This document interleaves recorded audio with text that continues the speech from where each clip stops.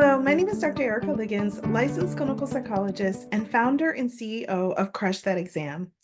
I'm really excited to come to you today to share with you some information about the common myths versus facts that there are floating around about the EPPP exam.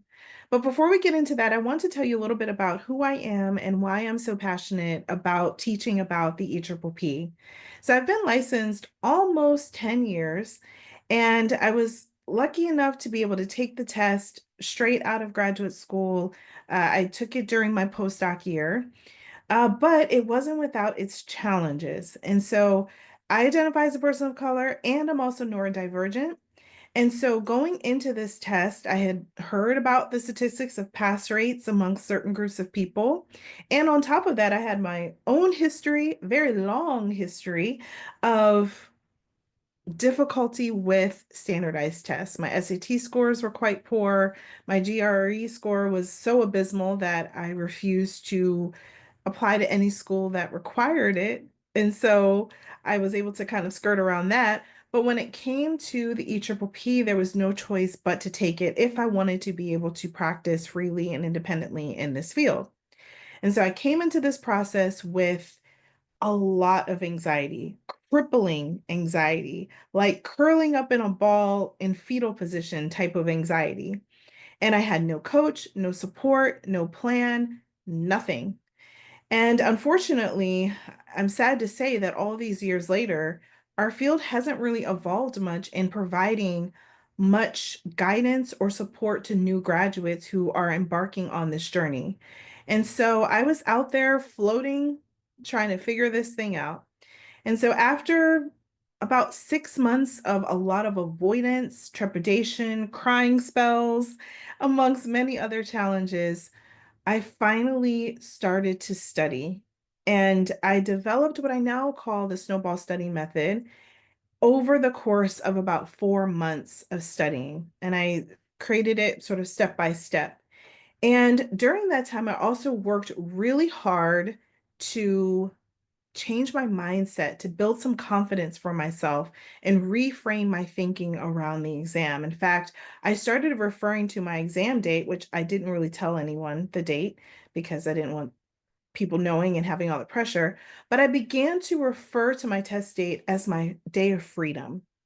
And so that helped me energetically to really change the way I was engaging and even thinking about the exam.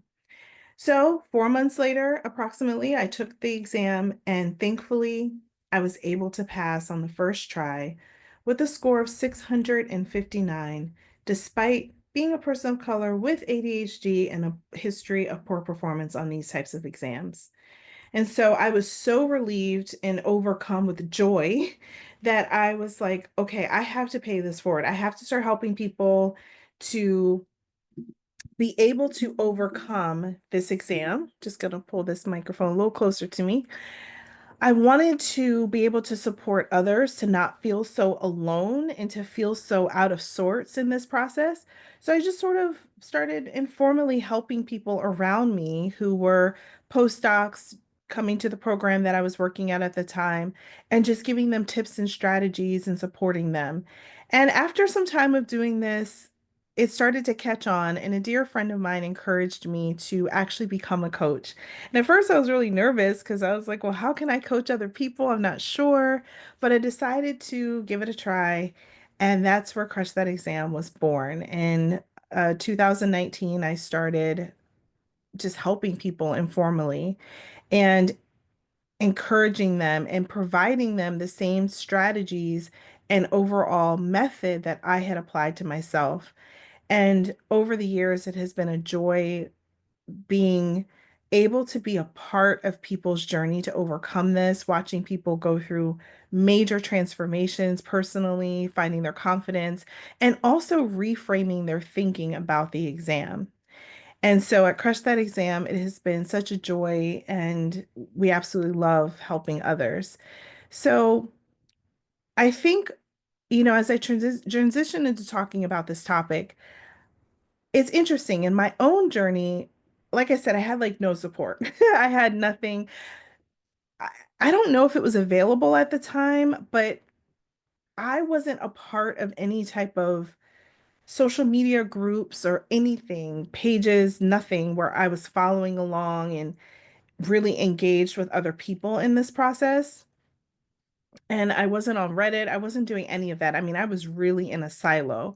So the downside of that, again, is I felt horribly alone and had no one to really talk to. I think there was only one other postdoc at the site at that time, and they were not studying at the same time as me. They decided to kind of delay that and take their time. And so I really just didn't have anybody else to talk to. But I will say one of the benefits is that it did help me not to get caught up in a lot of the negative beliefs that are swirling around out there and a lot of misinformation. So there was kind of like, it was kind of like a blessing and a curse, I guess. So I really started to learn about some of the myths that I'm going to share with you today after I became a coach. And I started to hear the kinds of things my coaching clients were telling me that they believed about the exam. And I started to realize, oh, there's a lot of misinformation going on out there.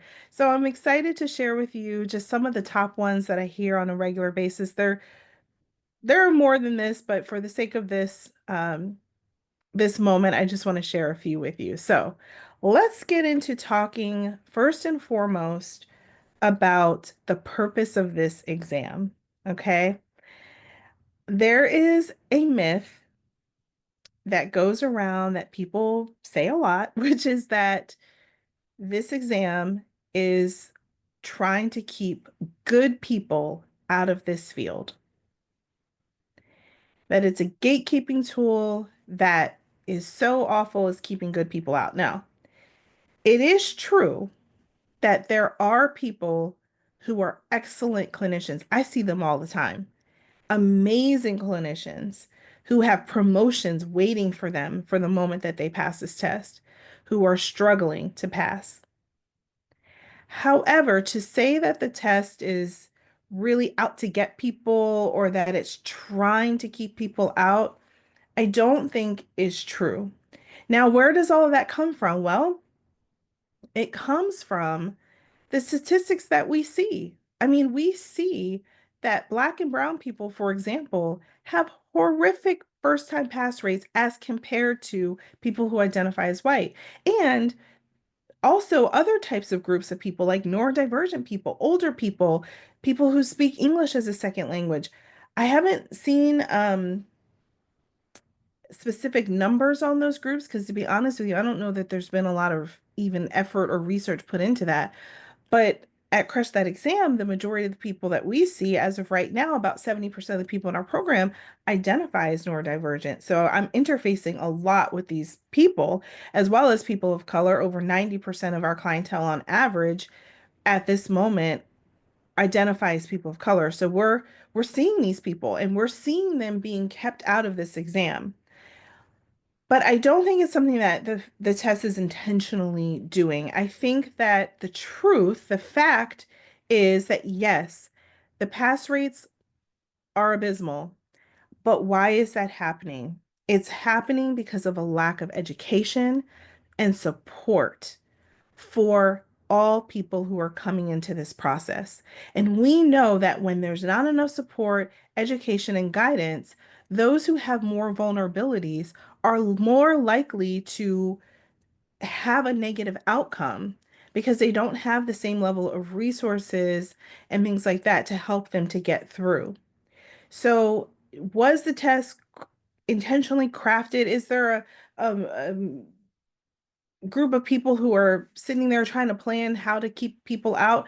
No, but it is one of the unfortunate consequences that does happen as a result of the whole entire licensure process not being set up to give people what they need to pass. And that's exactly why I'm so passionate about what I do as a EPPP coach is giving people that education and the resources and the plan that they need to be able to, get through this process.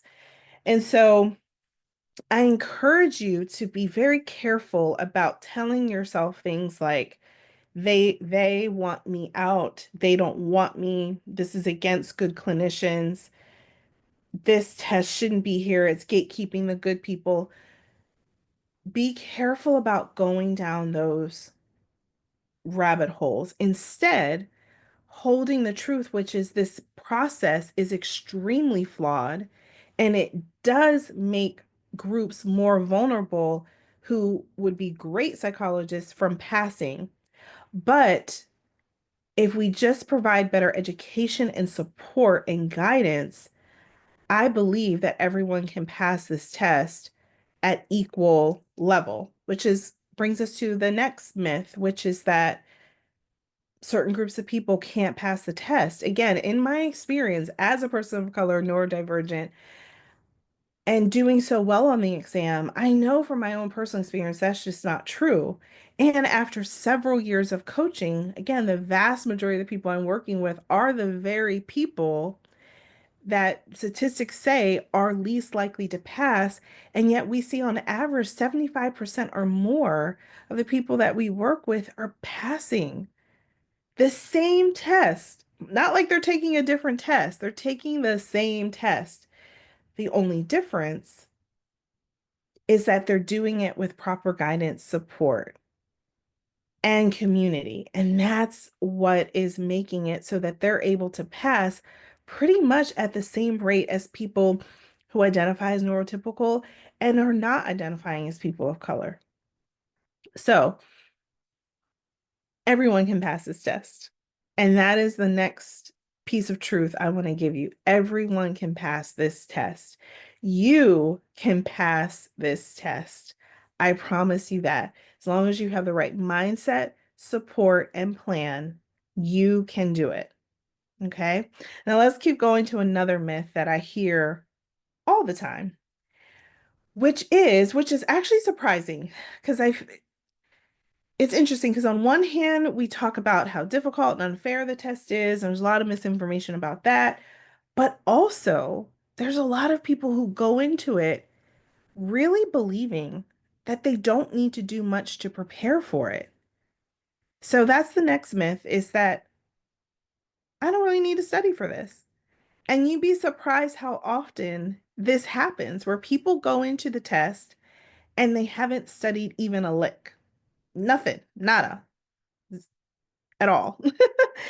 Or they've studied so little. So experts recommend that people should study 300 to 400 hours for an average of three over the span of about 3 to 6 months.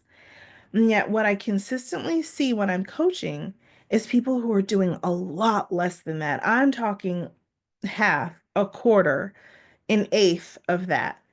And they're repeatedly taking the exam and not having a good result. Now, why is this happening? Why are we walking around believing that a licensing test that is here to determine whether or not you can practice independently is something that we just don't really need to prepare for? Well, again, it's lack of information. A lot of people are just not aware that they need to study that much. No one sat them down and explained this to them.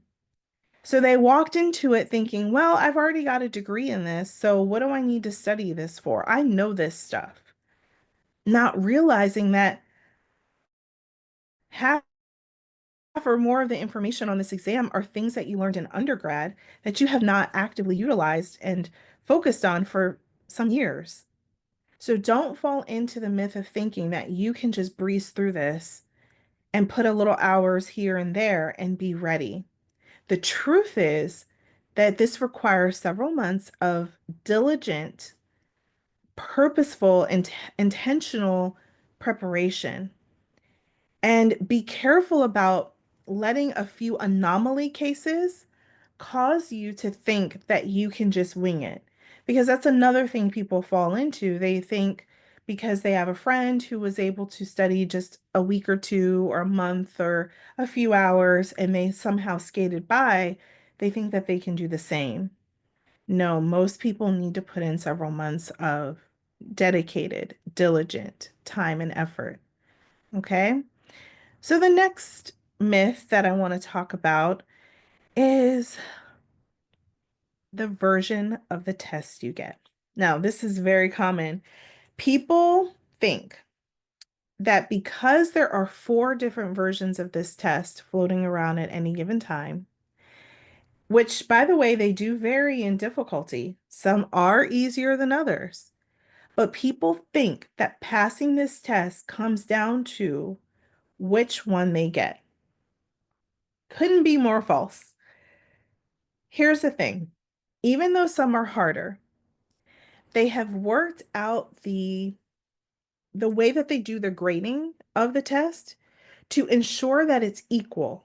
And this is on the ASPPP website. So I encourage you to please, they even have some additional facts and myths on there that that you should go look at. Educate yourself about this exam.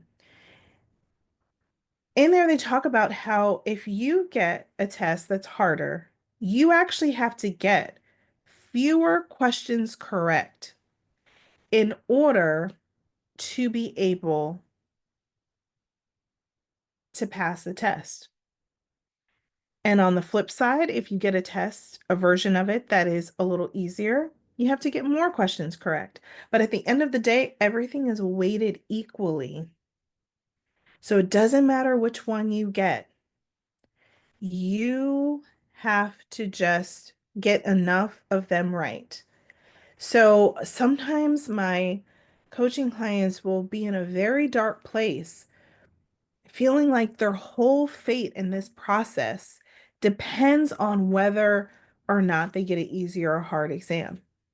And what I want to do as a coach always is to empower people to let go of those unhelpful beliefs, those myths, and embrace the truth, which is that when you prepare properly and you put in the time and you're studying in a structured and effective way, and you work on reframing your thinking and you walk in with confidence in yourself, you can pass that test. Okay, so do not be thinking in your mind that it depends on which version you get. You can pass it no matter what you get. And that was actually one of the mantras I used to tell myself, because even though I didn't know a lot about the exam going into it, one thing that I did hear through the grapevine was that a good portion of the test, and this is true, this is not a fact, or this is not a myth, is that a lot of the test, or a good portion of it, will feel, oh, sorry, my lights flickered a little bit, will feel foreign. Or it will feel like they're asking about things that you did study, but maybe asking about it in a slightly different way that might kind of throw you off a little bit and require some really good, like, critical thinking. So that is true. But I used to tell myself, you know what? I don't care if they throw weird stuff at me. I am going to develop strong test taking skills and good critical thinking, and I'm going to learn the content that is presented to me in the materials so well that I will be able to tease out the answers that don't make sense, and I'm going to be able to make strong, educated guesses and get the questions right no matter what, or at least enough right. Maybe not all of them, but enough right. And that really helped to soothe a lot of my anxiety and helped me to build more confidence in myself. Which brings me to another myth that people tend to swirl about. You know, the test is intense, it's an intense experience. And oftentimes, when people walk out of it, especially if they were not fully prepared in terms of content knowledge as well as emotional regulation, they may leave that test believing that the test was only heavily focused on certain areas and that other areas were not mentioned at all. So, how does this happen? Well, it is true that sometimes questions can be asked about in a particular way where you may not fully know which domain it's coming from, sometimes. But again, a lot of it is just the fact that they present new information that you may not have seen. And so here's the thing, when it comes to what's on the test, what areas are represented, We have six major areas as of right now. Clinical psychology, also known as treatment intervention, biobases, which is like physiological, psychopharmacology type stuff, lifespan development, organizational psych, ethics, and is that all of them? Clinical, IO. Oh, and psychopathology, which is like the DSM diagnoses, right? And then we've got five other little minor areas, which include like learning and memory, test construction, psych assessment, social psychology, and stats and research. And so what ends up happening is usually the area that people struggle with the most, they might be more inclined to feel like their test was heavily based on those things versus some of the other things that they felt stronger in. But what we know to be true is the first six areas that I mentioned, those major ones, those are the ones that are most heavily emphasized, and those other ones, like the psych assessment, social, test construction, that stuff like that, that's like about 30% of the exam. Those other five minor areas, about 30%, 25 to 30-ish percent of the exam is based on that stuff. The other 65, 70, something like that, 75% is on those other areas. So it doesn't mean, and all of the areas are represented on the test, even if it's less, obviously less proportion than others, all of those areas are represented on every single test. But you'll have people saying things like, there was no clinical questions on my exam, or there were no questions about social psych. But then when you see their bar graph, because unfortunately, if you fail the test, you do get a bar graph, which shows you the breakdown of the areas of the different areas and where you excelled and where you had a little more difficulty. It's going to show that. And you will literally see on the bar graph that there were indeed questions on social, but yet the person will sit there and tell you there was no questions on my test about social psych. Because again, it's the emotions talking. It's the overwhelm, the stress, the lack of preparedness that they were experiencing going into the exam that left them bewildered during it. And even when we pass, we can be what is the word? Susceptible, I think I'm saying that right, to, or maybe not, but anyway, to uh, emotional reasoning, feeling like that because something felt a certain way, that that's how it was. I mean, even on my own exam, I walked out feeling like there was 50 stats questions on my exam. Now, were there 50 stats questions? No, it was probably more like 8 to 10, based on how the exam is broken down. But emotionally, I felt as though there was like 50. And so, and I actually thankfully was able to pass and do really well. And I still kind of had that thought, even though I know it's not true.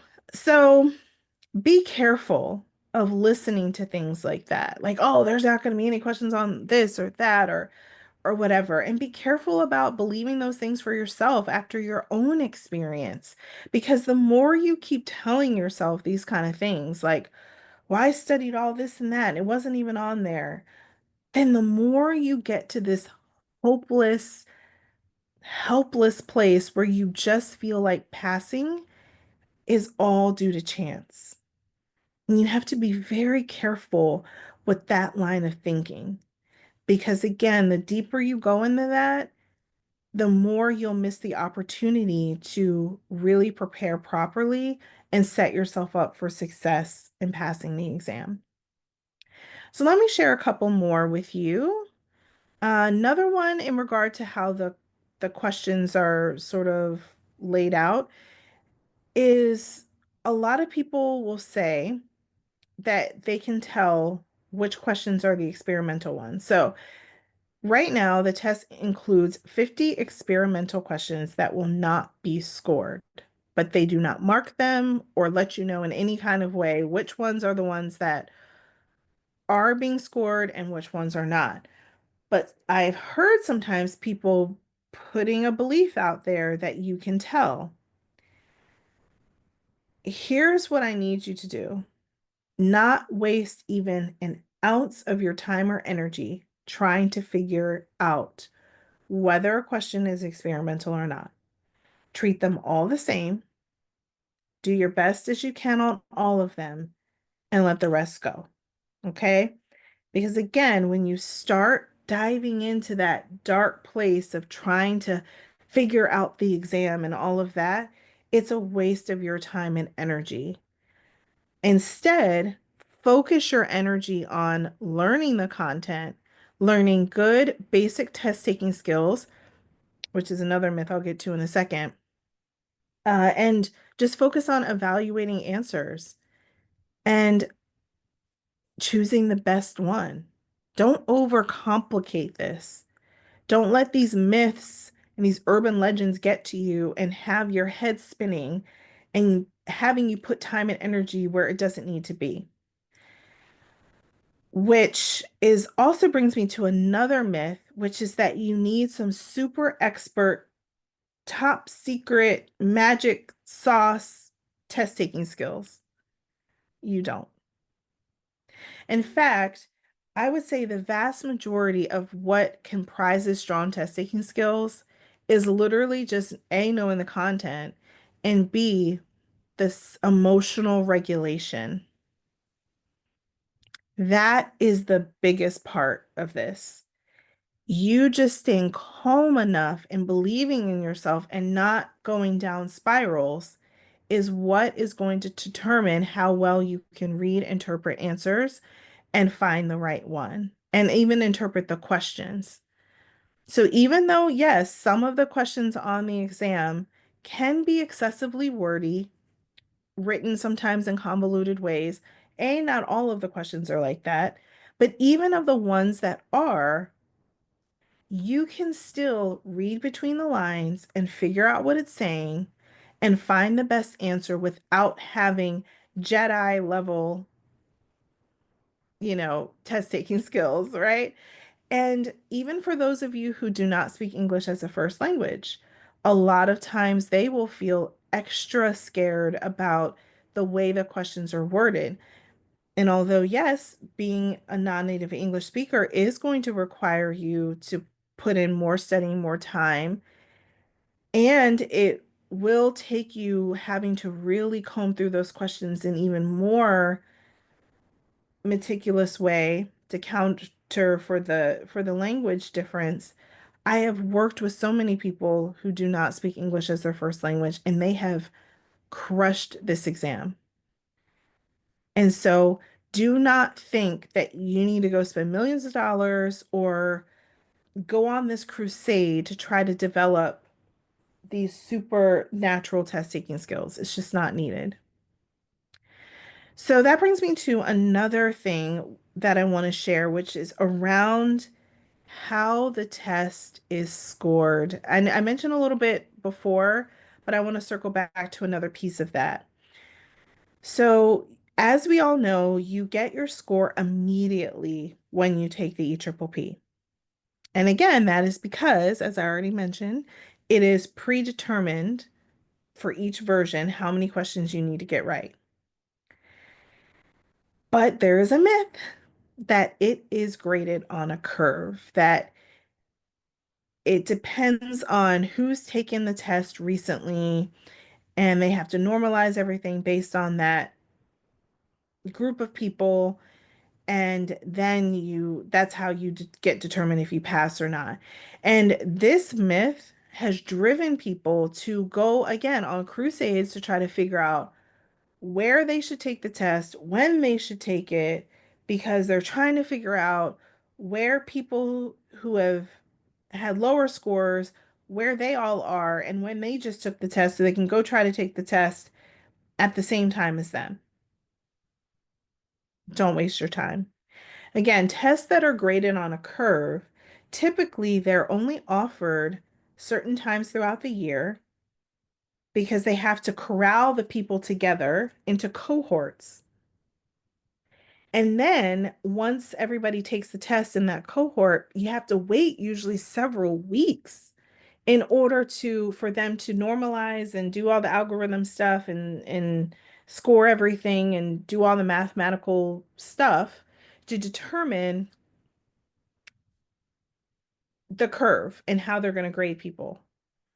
That is not how it works. Like I said, with EPPP, you're getting your score right away.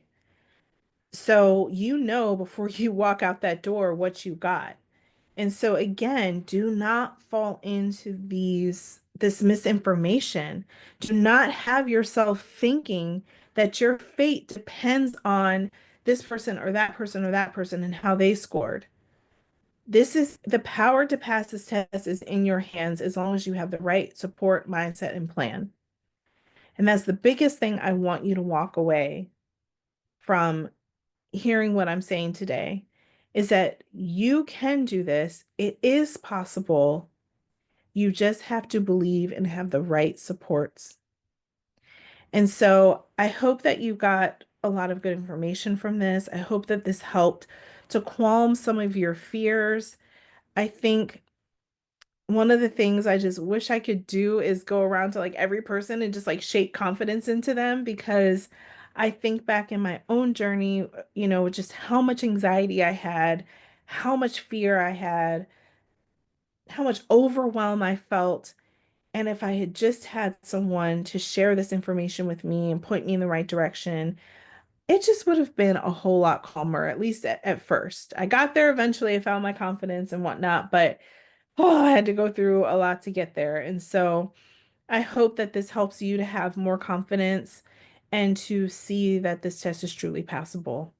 And so thank you so much for taking the time to listen. Again, my name is Dr. Erica Liggins, founder and CEO of Crush That Exam, and passionate EPPP coach, and just super excited to continue to help people like you to find their confidence and crush that exam.